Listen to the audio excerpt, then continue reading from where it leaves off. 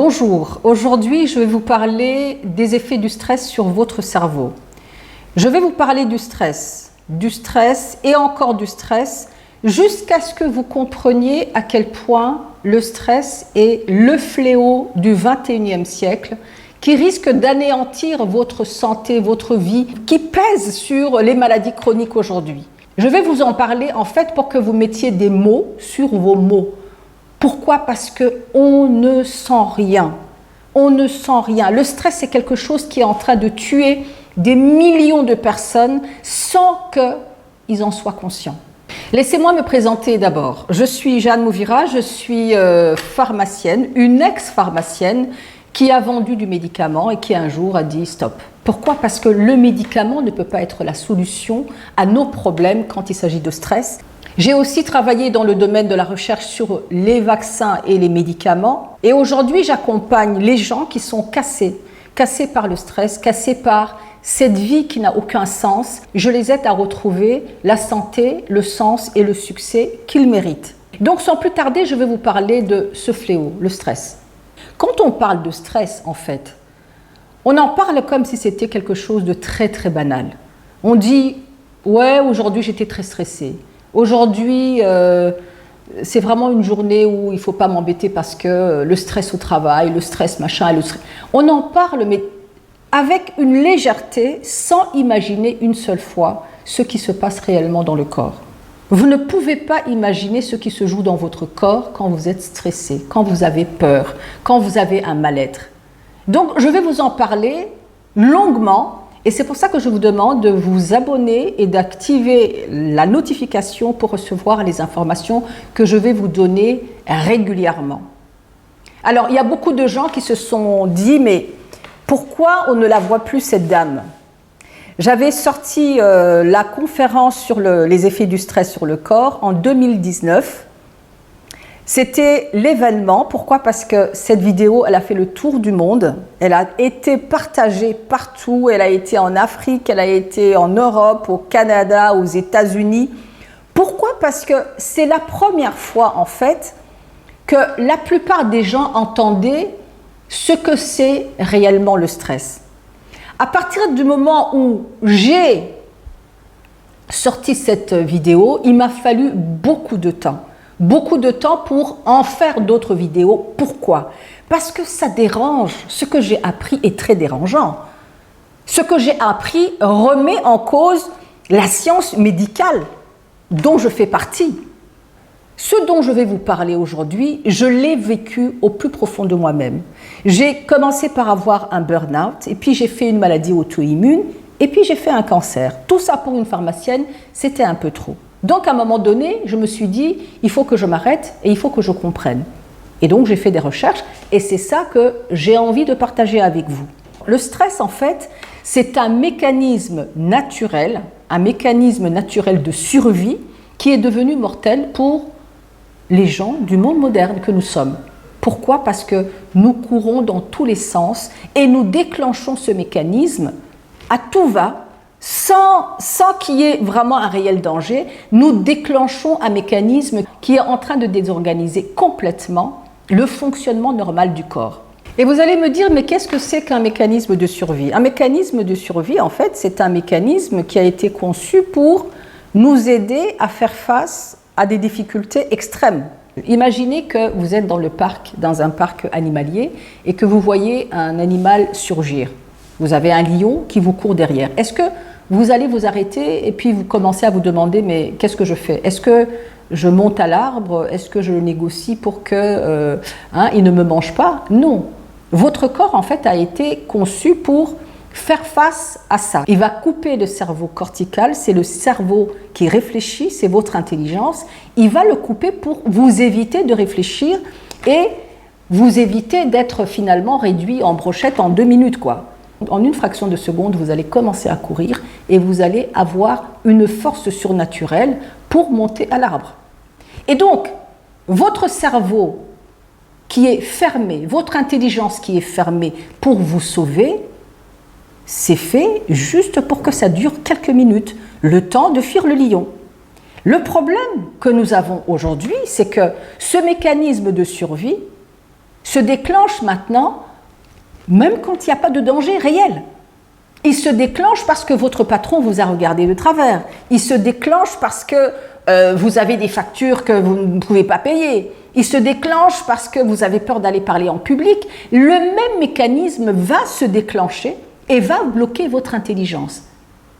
Et c'était censé durer que quelques secondes. Mais là, ça va durer combien? 1 jour, 2 jours, 3 mois, 4 mois, 5 ans, 6 ans, 10 ans. Et donc, je vous laisse imaginer la répercussion de ce blocage de cerveau sur votre corps. Et c'est pour ça qu'aujourd'hui, en fait, ce qui se passe, c'est qu'il y a beaucoup de gens, par exemple, sur le lieu du travail, qui font ce qu'on appelle la procrastination. La procrastination, c'est quoi? Vous ouvrez un dossier et vous vous rendez compte que vous ne pouvez pas lire même une ligne. Votre cerveau est bloqué, votre intelligence est bloquée. Vous lisez, vous ne comprenez pas ce que vous êtes en train de lire. Vous relisez et vous vous rendez compte qu'en fait, votre cerveau n'est pas là. Vous êtes vide dans votre tête. Et puis, plus ça dure, plus ça va impacter votre concentration. Vous allez perdre la mémoire. Des recherches ont montré que quand on met des souris dans un environnement où on les stresse, on s'est rendu compte qu'en fait, les souris qui subissent le stress ont des ramifications neuronales qui commencent à devenir de plus en plus courts, de plus en plus petits. La partie la plus touchée, c'est l'hippocampe. L'hippocampe, c'est le siège de la mémoire et le siège du jugement. Le flux d'informations qui devrait fonctionner normalement, vous êtes en train d'apprendre quelque chose, vous enregistrez l'information et c'est cette mémoire en fait qui vous permet d'avoir des repères. Ça ne se passe plus. Et c'est ça qui va faire qu'en fait, vous allez vous retrouver comme si vous étiez stupide. Donc je ne sais pas si vous vous rendez compte. Quand je dis le cerveau est déconnecté, l'intelligence est déconnectée, ça veut dire quoi finalement? Ça veut dire que vous vous levez tous les matins, vous allez au travail comme un robot, comme un zombie. Vous ne savez pas pourquoi vous allez au travail. Pourquoi? Parce que vous n'êtes pas intelligent. Vous allez au travail, la tête complètement vide. Vous n'avez pas de plan d'action. Pourquoi vous allez au travail? Qu'est-ce que vous voulez avoir? Pourquoi? Quelles sont les actions qui vont vous permettre d'organiser votre vie dans 1 année, dans 2 ans, dans 3 ans, dans 4 ans, dans 5 ans? Pourquoi vous y allez? Sans intelligence, c'est ce qu'on voit aujourd'hui dans le monde moderne. Nous allons au travail la plupart du temps sans réfléchir, sans se demander qu'est-ce que ça va nous apporter. Aujourd'hui, il y a beaucoup de gens qui sont en train de dire que le travail, finalement, n'a aucun sens pour eux. Pourquoi? Parce que cette intelligence qui est bloquée nous empêche de trouver un sens. Quand c'est bloqué, c'est un peu comme si vous êtes à Paris, pour les gens qui connaissent Paris, vous êtes à Paris et sur le rond-point de l'Étoile, vous tournez en rond, vous tournez en rond, vous tournez en rond et vous n'arrivez pas à trouver la sortie. Il y a 12 sorties sur la place de l'Étoile, il y a 12 sorties. Vous ne savez pas où vous allez. Vous ne savez pas où vous allez parce que votre intelligence n'est pas là. Et vous tournez en rond, vous tournez en rond, vous tournez en rond. Et c'est ça le stress. Le stress, c'est tourner en rond sans pouvoir trouver la porte de sortie. Quelle est la sortie que vous allez prendre? Parce que si vous ne prenez pas la sortie, qu'est-ce qui va vous arriver? Vous allez continuer à tourner, tourner, tourner, jusqu'à épuiser votre stock d'énergie. Et donc, c'est pour ça que les gens sont fatigués. Ils sont fatigués de se lever, aller vivre une vie qui n'a aucun sens, aller vivre une vie qui ne représente pas grand-chose parce qu'on ne la planifie pas. Quand on ne planifie pas sa vie, on est insatisfait de sa vie. Et quand on est insatisfait, on va déclencher encore une fois les hormones d'insatisfaction, les hormones du stress qui vont encore bloquer le cerveau jusqu'à ce qu'on perde complètement les repères. Et je peux vous dire que dans la pratique de mon métier, je vois beaucoup de gens qui sont épuisés, mais complètement épuisés. Et quand ils arrivent dans mes consultations, ils parlent déjà de suicide. J'en peux plus, je ne peux plus avancer. Je ne comprends pas pourquoi je me lève le matin. Pourquoi? Parce que l'intelligence est quelque chose d'important dans notre vie. Alors la question qu'on peut se poser, c'est est-ce qu'il y a des solutions? En fait, oui, les solutions existent. Mais les solutions actuelles ne sont plus adaptées au monde dans lequel nous vivons. Nous avons des médecins, des pharmaciens, les gens du monde médical que vous allez voir quand vous n'allez pas bien, qui vous donnent des anxiolytiques, qui vous donnent des antidépresseurs, qui vous donnent des médicaments pour finalement vous soulager de votre manque de repères. Tout ce monde n'a pas été formé au stress et aux maladies chroniques que ça engendre. Les solutions aujourd'hui qu'on vous propose, c'est ça, c'est avaler des médicaments. Mais en avalant des médicaments sans aller débrancher ce qui a causé le blocage du cerveau, qu'est-ce que ça va faire? Ça va faire que, en fait, au fur et à mesure, les choses vont se dégrader. C'est pour ça qu'on parle de maladies chroniques. Quand on parle de maladies chroniques, il faut entendre des maladies qui s'installent sur le long cours. Donc, vous n'avez pas réglé le problème, le cerveau continue à se bloquer, l'atrophie de l'hippocampe, l'atrophie du cerveau, tout ça va générer quoi? Va générer des pertes de mémoire, mais incroyables, que vous ne pouvez même pas imaginer. Si on ne traite pas la cause, si on continue à prendre des médicaments comme les anxiolytiques c'est quoi? C'est les médicaments qui vont nous empêcher de broyer du noir. On va continuer à prendre ces médicaments et qu'est-ce que ça va faire? Ça va engendrer des catastrophes au niveau de la santé qui peuvent être irréversibles si on ne fait rien. Mon rôle en tant que pharmacienne, c'est de vous mettre en garde sur la consommation excessive de médicaments. C'est de vous dire, vous allez voir des professionnels de la santé qui ne sont pas formés du tout au stress ni aux maladies chroniques. Il faut le savoir. Et quand vous le savez, vous y allez en étant alerté sur ce qu'ils vont vous prescrire. Les médicaments, ce ne sont pas des choses anodines. Ces médicaments, une fois que vous en prenez 1, 2, 3, 4, vous ne savez même plus qu'est-ce qui est en train de mettre en danger votre santé. Est-ce que ce sont les médicaments ou est-ce que c'est le stress?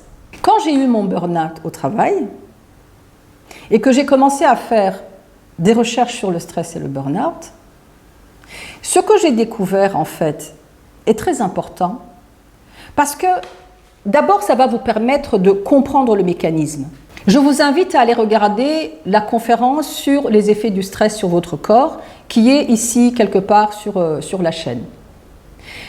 En fait, ce que j'ai envie, c'est que vous compreniez d'abord le mécanisme et après que vous compreniez que vous pouvez agir vous, pas donner votre corps au médecin, mais agir vous. Agir vous, ça veut dire commencer à comprendre ce qui se passe dans votre corps. Parce que vous ne le sentez pas, le stress, tant que vous n'y prêtez pas attention. Quand je dis le stress bloque votre cerveau, comment est-ce que vous vous sentez? Est-ce que c'est normal que vous ne soyez pas capable de prendre une décision alors que vous avez un problème? Est-ce que c'est normal que vous laissez les situations empirer sans trouver une porte de sortie? Le fait de vous arrêter et de vous dire il y a un problème, c'est déjà un début de solution. Mais je vous donne déjà quelques pistes pour que vous commenciez à reprendre le contrôle de votre vie. Comme je vous ai dit tout à l'heure, mon rôle c'est de vous expliquer les choses pour que vous compreniez et comprendre pour reprendre le contrôle de votre vie. C'est quoi les solutions? En fait, une solution doit dépendre de vous.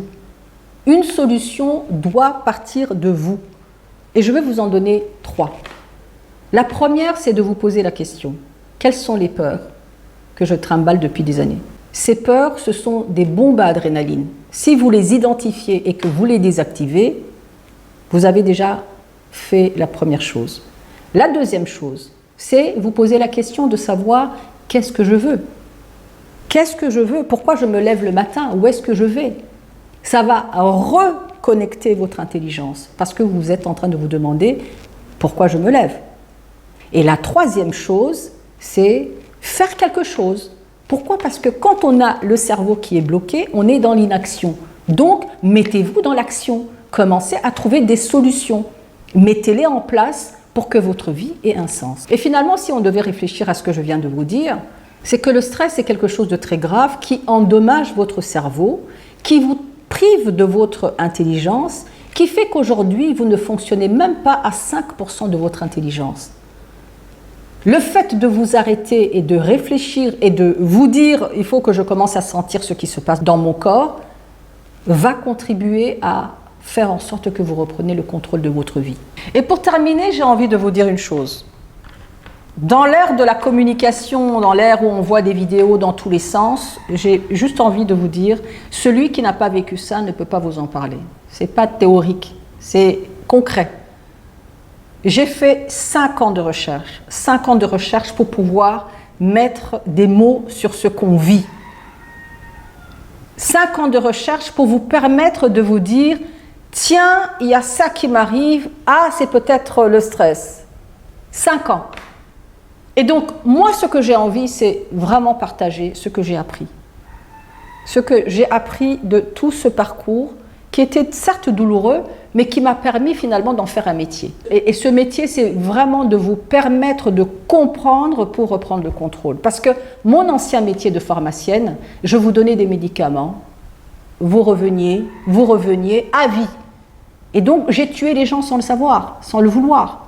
Aujourd'hui, je veux que vous compreniez pour que vous soyez votre propre psy et votre propre médecin. La vie doit dépendre de vous et rien que de vous. Et donc, si vous vous sentez concerné par le stress, par les maladies chroniques, si vous vous sentez perdu, si vous sentez qu'il y a des choses bizarres qui se passent dans votre corps et que vous ne comprenez pas, abonnez-vous, activez la notification pour ne pas rater les informations que je vais vous donner. À très bientôt.